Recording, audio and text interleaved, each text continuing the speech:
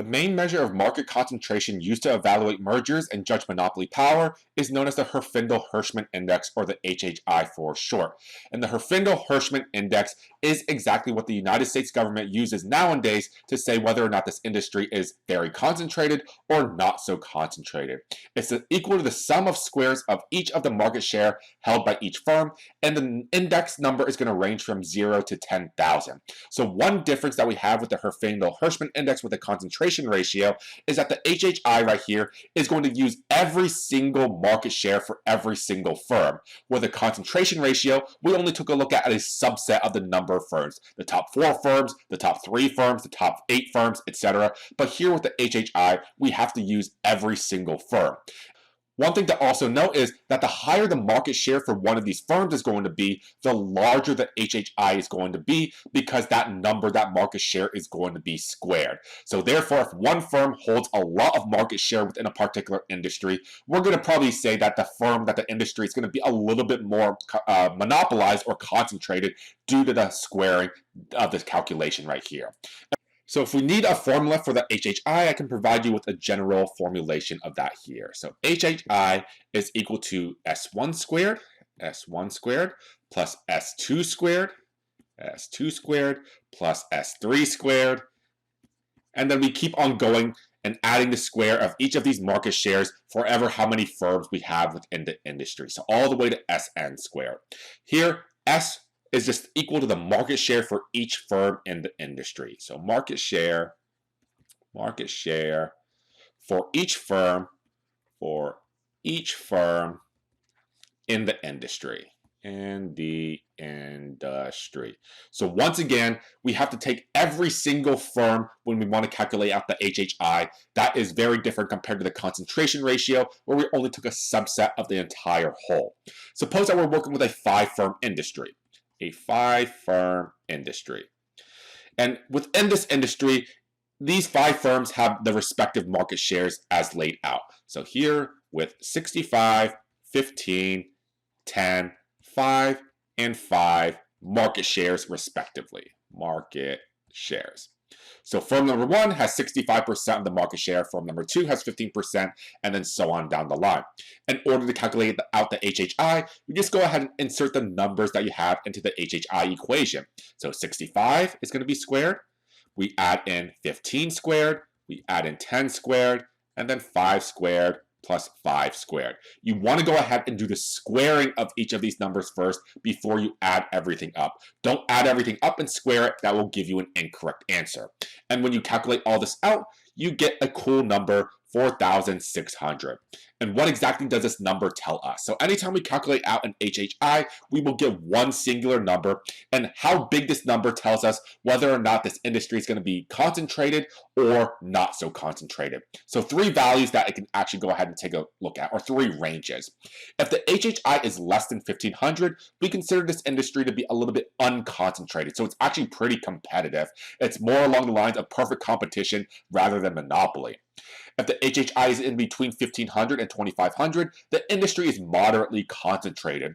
So if there are 2 firms that want to merge with one another in a particular industry, and the HHI is going to come out to be in between these 2 values, then the Department of Justice and the government is going to go ahead and take a closer look at that, just to make sure that the industry doesn't become too concentrated. And finally here, if the HHI is greater than 2,500, the industry is highly concentrated, it's very monopolized. Any mergers or potential mergers are likely to be rejected by the Department of Justice if the HHI ever surpasses 2,500. So essentially what we see right here, this is a much better measure of us to take a look at how concentrated the industry is rather than the concentration ratio, because we take a look at every single firm, and it also takes a look at each individual single firm rather than just a subset. So the larger the firm is in terms of market share, the higher the HHI is going to be, and that'll take that into account.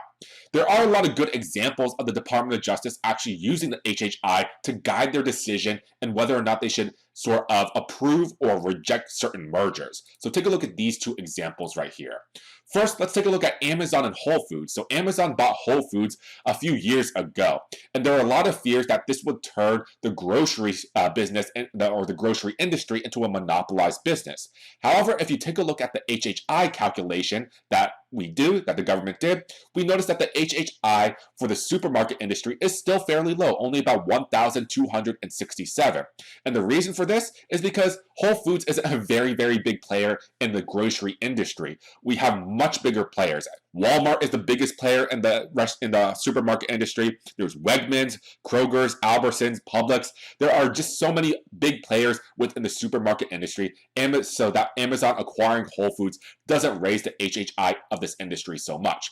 However, things become a little bit more different when we focus in on the sort of grocery business online, so the e-commerce business of the grocery business. Here we notice that the HHI is roughly 3,071, which would put the industry into a concentrated range or a monopolized range.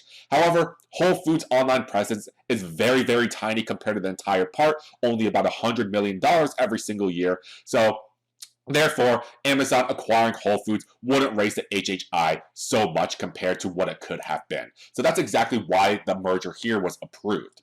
A merger that was actually rejected was when Time Warner actually tried to go ahead and be bought out by Comcast. So Comcast wanted to go ahead and buy Time Warner, the telecommunications business.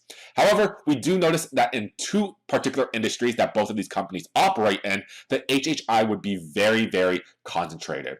So we notice that if by some estimates, the merger would have increased the HHI of the US television industry from 1,800 to 2,400, which would be very, very concentrated, and it has also increased the national broadband industry from 1,400 to 2,100. So both of these industries that the companies operate in would be seen as highly concentrated or moderately concentrated, and that's a concern that the Department of Justice actually did have. And it's one of the reasons why they did go ahead and reject the merger. So could you imagine how terrible our television and cable and internet service would be if Comcast were able to purchase Time Warner? So that just led us to the next scenario where Time Warner was actually going to go ahead and be bought out by AT&T, and the merger was actually approved in this sort of case. So our television, cable, and internet service is still going to suck no matter what. So once again, doesn't really matter. We noticed that, hey, sometimes the mergers are approved, sometimes they're not, and that's just what the Department of Justice sort of lays out with these sort of measures that we have. So we have two different measures to help us decide whether or not an industry is a little bit more concentrated or a little bit more monopolized. We have the HHI, which is the main measure, and we also have the concentration ratio, which is a little bit more general for us. We'll wrap up the rest of the chapter in our last video for this particular section.